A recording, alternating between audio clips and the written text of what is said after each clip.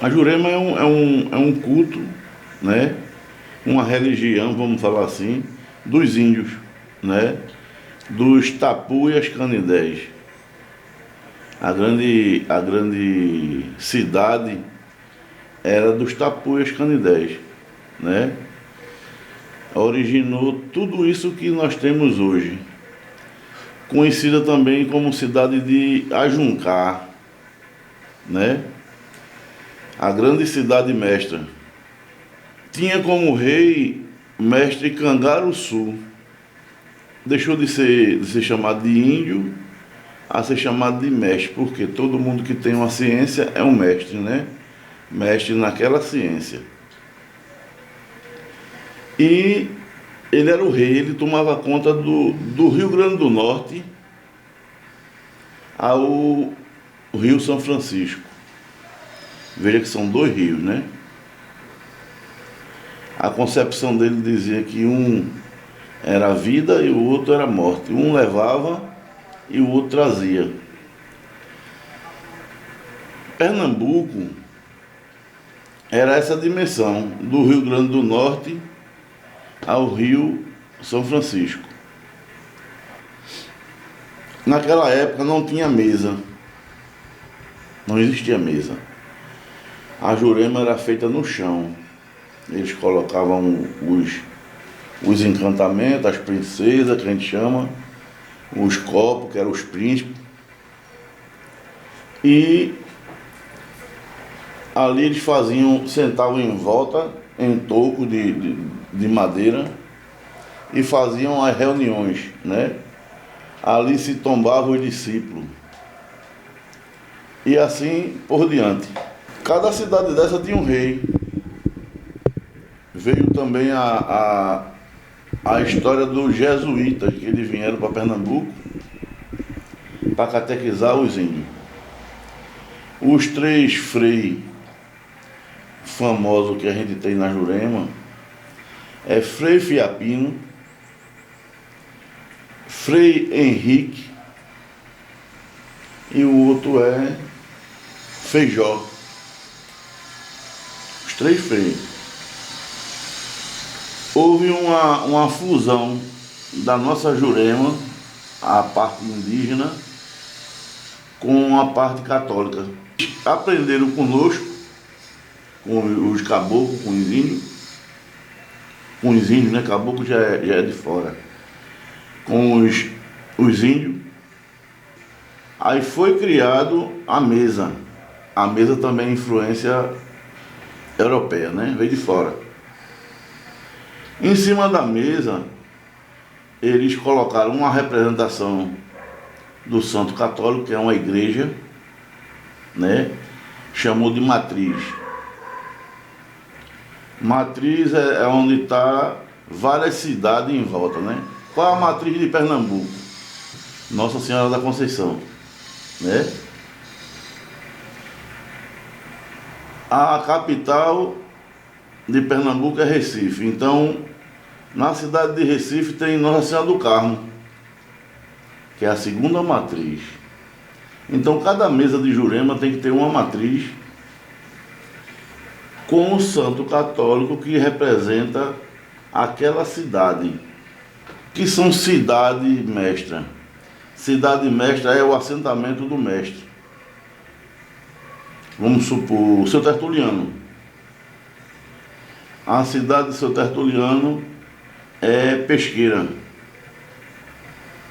que ele é nato de Pesqueira, veio para Recife, para negociar aqui em Recife, e de Recife ele saiu fugido para Pesqueira novamente. Como é que ele pode dizer que tem um estado de Jurema? Porque tem várias cidades. Quer dizer, ele já tombou tantos discípulos que cada um tem sua cidade e formou um estado de Jurema. A história começa por meu padrinho João Romão do Nascimento, né? Que era discípulo de Mãe Rosa, hoje é Mestra Rosa. Era uma negona, uma preta velha negra, bem grandona, assim, gordona. Mãe Rosa, que morou na Rua do Brum. ali no centro do Recife. Meu padrinho dizia que era notório que tinha vários mestres da época de hoje, antigamente era discípulos de Jurema, filhos dessa mãe Rosa, que acompanhavam. Era uma raridade, vinha gente de Maceió, meu padrinho morou em Gameleira. O mestre que meu padrinho trazia consigo era mestre Manuel Cadete do Nascimento. Era o mestre do meu padrinho. A escola dele, quer dizer, o mestre auxiliar, que a pessoa tem dois mestres. Um que manda e o outro que faz os trabalhos, né? Um mestre principal e um auxiliar. A gente chama o mestre principal de guia e o auxiliar de escora. E a escora dele era justamente o mestre Cangaruçu.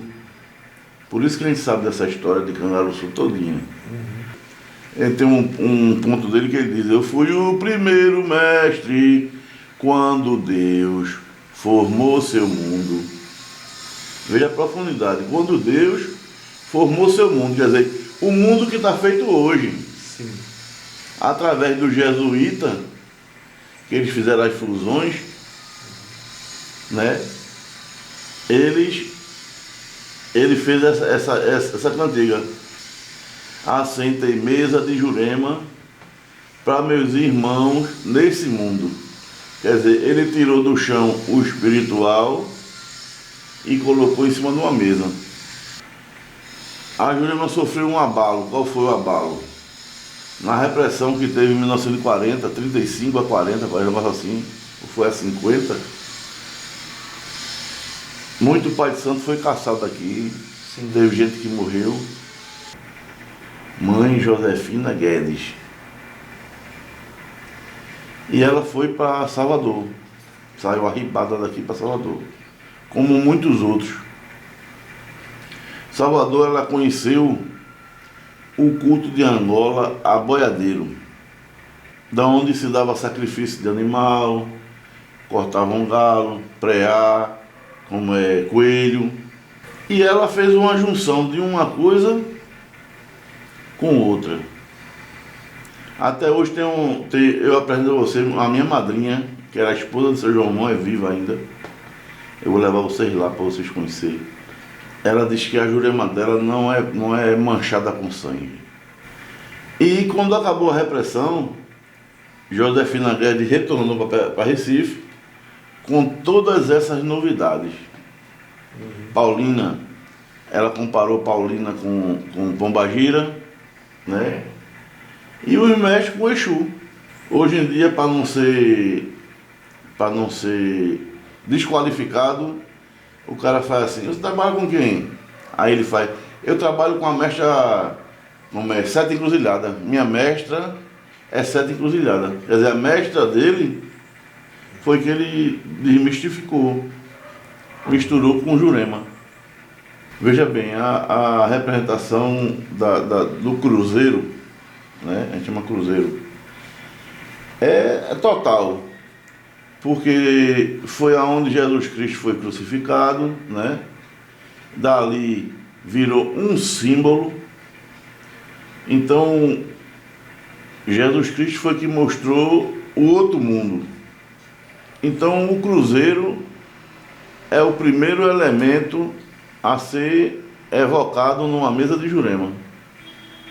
Tipo, abertura de mesa de Jurema.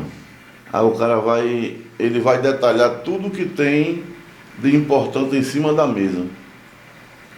Aí o primeiro que ele fala é o cruzeiro, mestre. O segundo que ele fala são as cidades mestras, né? O terceiro que ele fala são as princesas, né? A sopeira branca com um copo dentro. Aí fala do fumo, que é o calço do mestre. Fala da bebida, mestre. Fala da lagoa, da água, né? Que a água, que se não tiver água, o copo fica vazio. Então ele falou primeiro do cruzeiro. Por isso que o cruzeiro tem uma grande importância numa mesa de Jurema. Não tem a igreja, mas tem um cruzeiro tá tudo certo. Jejum dos senhores mestres é o seguinte: o pai de Jurema, ele fica numa cabeça, uma tigela com vinho, uma tigela com folha, a gente usa folha de limão, que é amarga, que é azeda, né? Aí ele vai cantando: Frei Fiapino pediu aos pés da Santa Cruz que rezasse esse bendito para sempre, amém, Jesus. Quer dizer, uma forte conotação da Igreja Católica. Mas isso os índios rezavam isso. A parte de finado do juremeiro, quem faz é o frei. Quer dizer, eles encomendam a alma da pessoa. O padre não vem dar extremoção? Pronto, são eles que encomendam a alma do juremeiro, né? Outra coisa que eu descobri é o segredo da Jurema, como o pessoal fala, né? Porque tem tanto tabu para se tirar uma casca de Jurema, para fazer a bebida que faz o discípulo beber e dormir e sonhar com os antepassados dele. Que é o tombo de Jurema, é isso, né? Quando morria um pajé, um mestre de Jurema, em cima daquele túmulo ali se plantava um pé de Jurema. E ele vai pegar, né, os restos da pessoa, aquele negócio todinho, vai ficar bem adubado, como a gente diz, e vai crescer forte. Aquela Jurema ali só pode ser bolida, quer dizer, só pode tirar a casca dela para fazer outros discípulos quando ela tiver 7 anos de plantada. Então é o tempo que um discípulo de Jurema tem. Tombou Jurema hoje, ele só pode juremar outro discípulo depois de 7 anos. O que me consta sobre Malunguinho, que eu até fiz pesquisa em Salvador sobre essa entidade, toda vez que é parecida com a história do Zorro. Toda vez que acontece uma coisa com o nosso povo, esse espírito vai aparecer em alguma pessoa. Ele apareceu 2 vezes na Bahia, tanto é que na Bahia não teve tanta repressão. Teve, mas não teve tanta. Malunguinho, ele é um guardião das portas da Jurema Sagrada. Ele não é Exu, ele é um guardião. Malunguinho recebe fruta, há quem corte para ele, cabrito, galo, galinha, o que tiver na mão para fazer, entendeu? Mas na nossa Jurema, ele é um guardião. Tem cantiga dele que diz assim: Malunguinho me abra a mesa, Malunguinho me afirme um ponto. E sempre quando ele ia agir, ele tocava fogo nos canavial. Botava fogo mesmo. Aí o pessoal sabia, ó, o canavial pegou fogo, já vem novidade por aí. Deixa que era Malunguinho que fazia.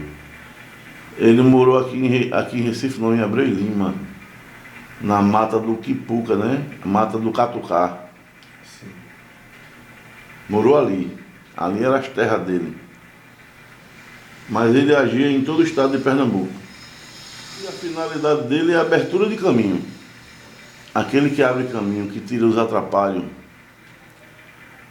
Por isso que muitos assimilam ele com Exu, que Exu também. Abertura de caminho, tirar atrapalho e etc. Certo? Eu perguntei uma vez a meu padrinho, eu era pequeno, tinha uns 9 para 10 anos, porque ele cantava na Jurema dele e não falava em Malunguinho. Ele disse: Malunguinho também faz parte da nossa Jurema. Foi a primeira vez que ele tinha cantado aquele ponto.